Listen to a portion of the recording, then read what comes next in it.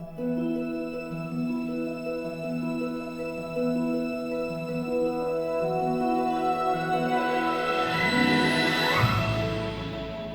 శ్రేష్ఠ creations channel ద్వారా మరెన్నో Christian short ఫిల్మ్స్ని మీ ముందుకు తీసుకురాబోతున్నాం. మీ ప్రోత్సాహాన్ని సబ్స్క్రైబ్ చేయడం ద్వారా మాకు తెలియజేసి పక్కనే ఉన్న బెల్ని క్లిక్ చేయండి. లైక్ చేసి అనేకులకు షేర్ చేయండి. మీరును దేవుని పరిచర్యలో పాలిభాగస్తులు కండి.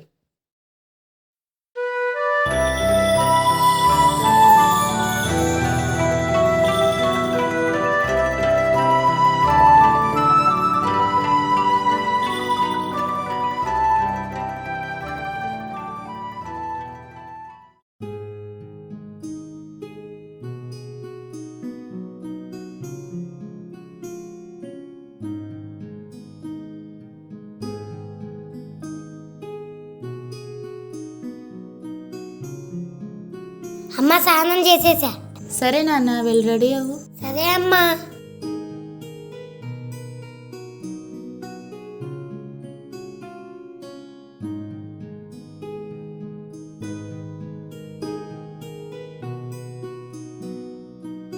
నాన్న, ఈ పాలు తాగు.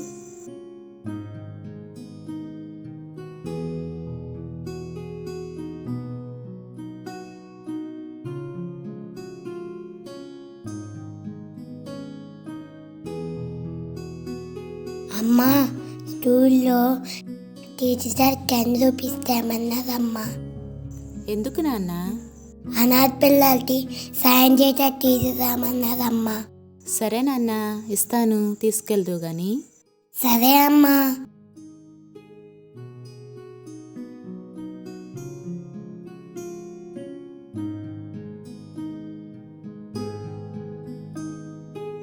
దా 10 రూపీస్ ఇస్తాను. ఇవిగో నాన్న. బాయ్ అమ్మా. బాయ్ నాన్న.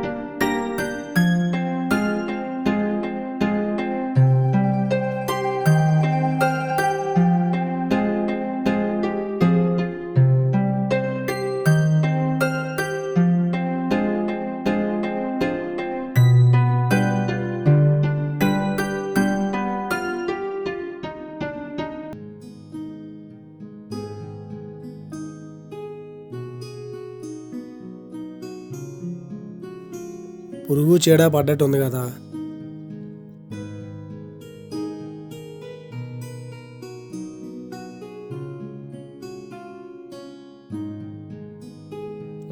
పురుగు పడ్డట్టు ఉందిగా.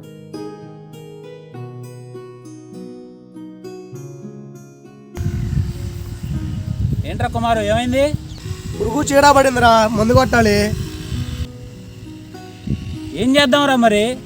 వాళ్ళు కొట్టేస్తున్నారుగా, మనం కూడా కొడదామంటావా మరి? బాగా ఉందిరా పురుగు చీడ, కొట్టాలి కదా మరి. నీళ్ళు కట్టి మందు కొట్టే బాగుంటుందేమరా. బాగా ఆరిపోయింది తోట. నీ తడెప్పుడు? నాది రేపు అనుకుంటారా. ఆ చెట్టు కింద కూర్చుందా, పదరా. సరే పద. ట్రాన్స్ఫార్మర్ ఫీజు పోయింది అనుకుంటారా. మొన్నే గారా వేయించింది. ఈ ట్రాన్స్ఫార్మర్కి ఫీజు ఎన్నిసార్లు వేసినా పోతానే ఉందిరా, ఎందుకు కానీ.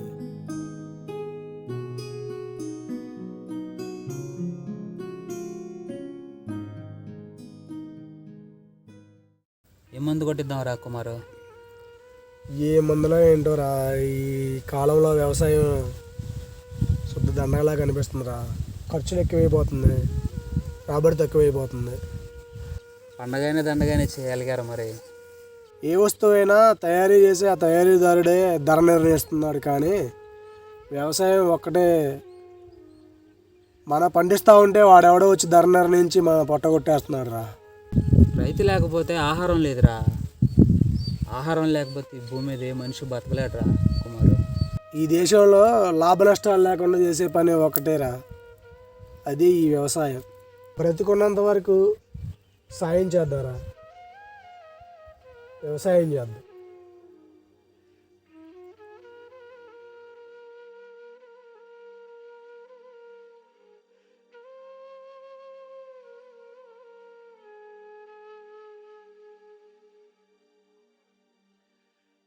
నిత్య వేడి నీళ్ళు పెట్టావా? పెట్టానండి.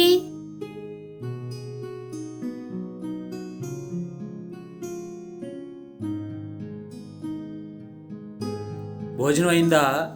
ఆకలేస్తుంది.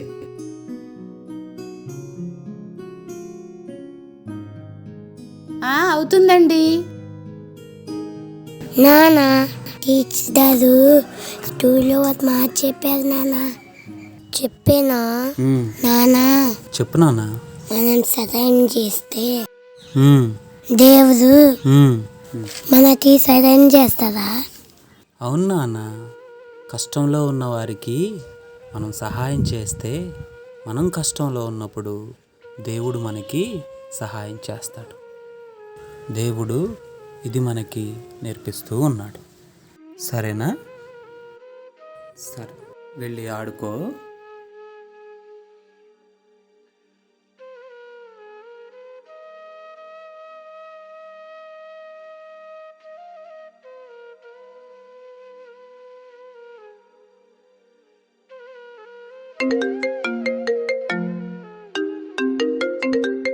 హలో ఎరా, హలో.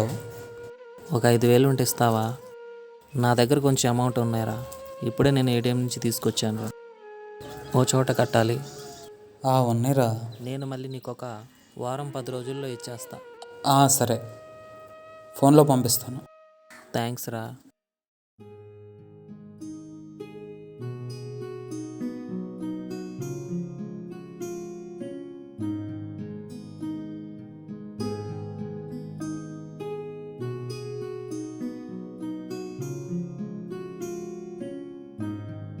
భోజనం పెడుతున్నాను, డైనింగ్ టేబుల్ దగ్గరికి రండి. వస్తున్నా.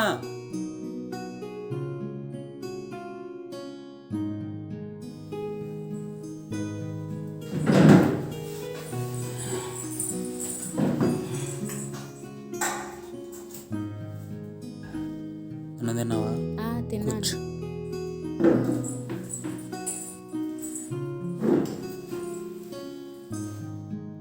మధ్యాహ్నం వాక్యం చదువుతుంటే ఒక సందర్భం నన్ను బాగా ఆలోచింపచేసిందండి. ఏంటది? 5 రొట్టెలు 2 చేపలు యేసయ్య 5,000 మందికి పంచిపెట్టాడు కదండి. ఆ సందర్భమే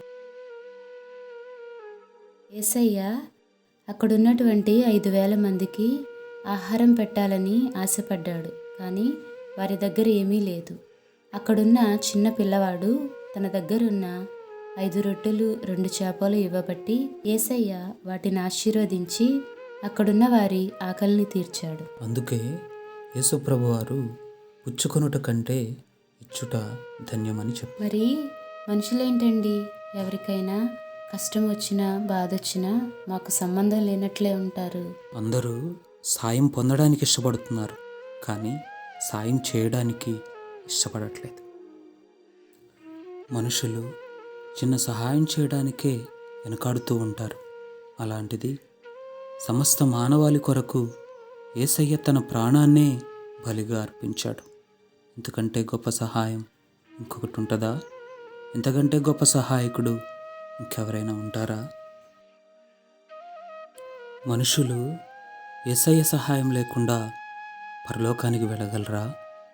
పరలోకానికి వెళ్ళాలి అంటే ఖచ్చితంగా యేసు చెప్పినట్టు చేయాలి. ఈ మాటలు వింటున్న ప్రియ సహోదరుడా, ప్రియ సహోదరి, మనకు సహాయం చేయడానికి యేసయ్య పరలోక సింహాసనాన్ని విడిచిపెట్టి ఈ భూమి మీదకి పేదవాడిగా వచ్చాడు. ఎందుకో తెలుసా? మనల్ని నరకం నుండి తప్పించడానికి, మన పాపాల్ని క్షమించడానికి, మనల్ని పరిశుద్ధులుగా చేసి మనల్ని ఆశీర్వదించడానికి. ఆయన మన కోసం తన ప్రాణాన్నే బలిగా అర్పించి మనకు సహాయం చేశాడు. యేసయ్య మాట ప్రకారం మనం జీవించకపోతే ఎలా వెళ్తాం పరలోకానికి? ఒకసారి ఆలోచిద్దాం, ఒకసారి పరీక్షించుకుందాం. మన పొరుగు వారికి సహాయం చేద్దాం. దేవుడు మిమ్మల్ని దీవించునుగాక. God bless you.